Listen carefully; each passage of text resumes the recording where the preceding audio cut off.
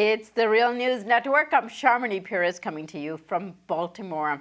Hydraulic fracking, the process of drilling down through shale rock to extract oil or natural gas, has been linked to polluting groundwater used for drinking. But just how did U.S. oil and gas companies circumvent the rules when it comes to the Environmental Protection Agency's Clean Water Act, Safe Drinking Water Act, and Clean Air Act, and go about their business of polluting our drinking water? According to our next guest, it's all to do with a little-known organization called the Interstate Oil and Gas Compact Commission, based in Oklahoma City, right across from the governor's mansion.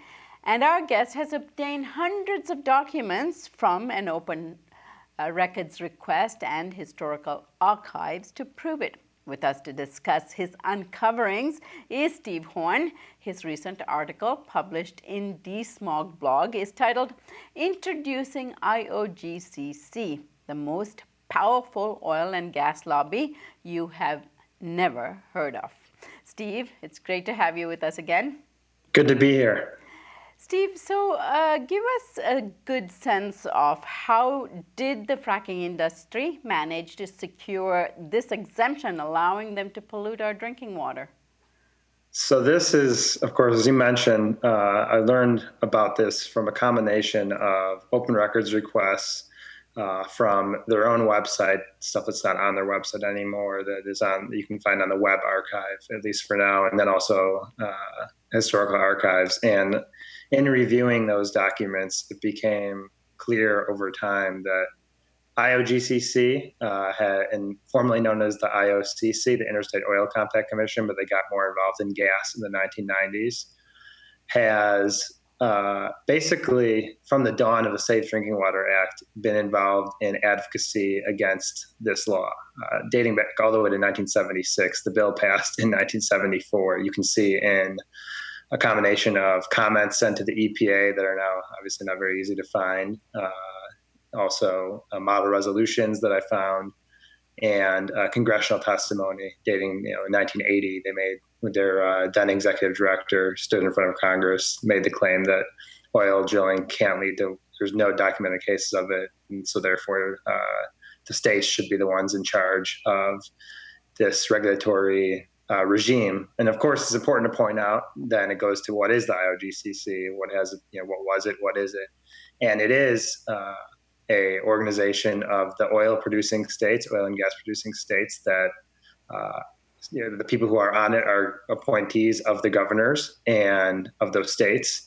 And those appointees can be either people in the industry or the head regulators of oil and gas in those states. So, Steve, this is another effort to have a self-regulating body, in this case, not about the oil and gas industry, but really about polluting our water being actually managed by them. This loophole, or this measure, is also known as the Halliburton loophole. Give us a sense of what it allows them to do, and how do we know for sure that this is contaminating our water? So to answer your first question, dating to the Halliburton loophole that gets into the 1990s, they were extremely involved in the seminal case over fracking groundwater contamination. It's known as LEAF v. EPA, and whether or not the EPA would regulate fracking under the Safe Drinking Water Act. That case kind of had a middle ground ruling, not one that was very favorable to IOGCC, not one that was exactly favorable to environmentalists either. And so what happened after that is that the IOGCC said, hey, we need a legislative fix to this. We need something inserted into a bill. And that's what's now known as the Halliburton loophole. If you look at the LEAF v. EPA case, they were actually an intervener in that case alongside Halliburton, alongside the American Petroleum Institute and other industry players in fighting for that cause. That is the thing that eventually became known as the Halliburton loophole in the Energy Policy Act of 2005. And also tell us about Dick Cheney's connection to this exemption. Of course, Dick Cheney was it's known as the Cheney, some people call it the Cheney Lupul, because he was the CEO of Halliburton before becoming vice president. So when Halliburton was actually fighting this LEAF v. EPA case alongside the IOGCC, by the way, this is the only legal case that IOGCC has ever been a part of that I found. When they were fighting that case together on conference calls together and planning their legal steps, Dick Cheney was the CEO. This was the years before he left, and then eventually became the vice president of the United States. And now, in those 5 years, the first 5 years in office, that's when the Energy Policy Task Force was formed, and that's when they were creating what became the Energy Policy Act of 2005. By the way, there was an attempt in 2003 as well in the Energy Policy Act to get this hydraulic fracturing loophole inserted. So it wasn't just 05, it was obviously an effort that was happening in all of those years. It was also attempted in 2003. And so looking at the history, though, does it contaminate groundwater? Of course, the IOGCC is one of the first ever that I found that says it does not, and they were saying it for quite a long time. Of course, I mentioned dating back to the 1970s. But then in terms of fracking, EPA knew, they had a study in the 1980s, the New York Times revealed in 2011, Ian Urbina, they had a study that linked fracking to groundwater contamination. So it's ironic that 10 years later, just about, Carol Browner went on the record.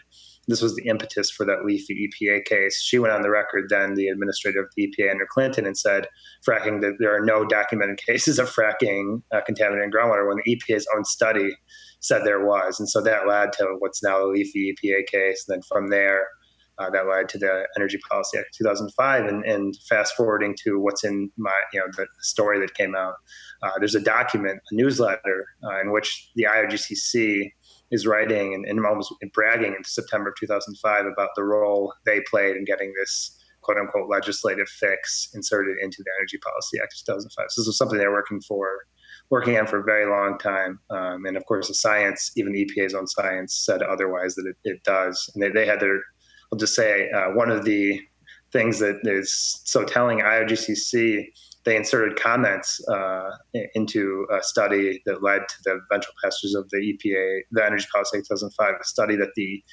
EPA did about whether or not it can cause groundwater contamination, that was released in 2004. And in their comments, they did a quote unquote survey of every state. Every state that was a member state of the IOGCC said there are no documented cases of groundwater contamination. So this is a concerted effort on their part. So how do we know for sure this is contaminating our groundwater, given that they have an exemption in terms of revealing what the chemicals and pollutants are that is being used for fracking, that is now released into or injected into our water supply? We can learn it from the various studies that have been put out by scientists that do not work for the EPA. There have been high-profile studies, for example, from Duke University and other universities nationwide that have pointed to a link between the two. And in doing those studies, after the fact, we can learn some of the chemicals that were found. In terms of EPA, it's very politicized. There was a high-profile study in Dimock, Pennsylvania, for example, that actually showed groundwater contamination, but then the EPA, in their public statement, said that it does not. So we probably will not find out very much about this from the EPA. And their history shows that they have caved to the industry on almost every occasion, except for recently they had a study saying that in Wyoming that said there are some cases that is not widespread. So they're moving in the direction of saying that there's groundwater contamination from fracking, but you have to look at scientists that are not affiliated with the EPA to really learn about what's been going on with this. Right. Steve, you have further written about the fact that this is not just in terms of contaminating our water, but it might also be causing earthquakes. Let's take that up in our second segment with Steve Horn. Thanks. Thank you. And thank you for joining us on the Real News Network.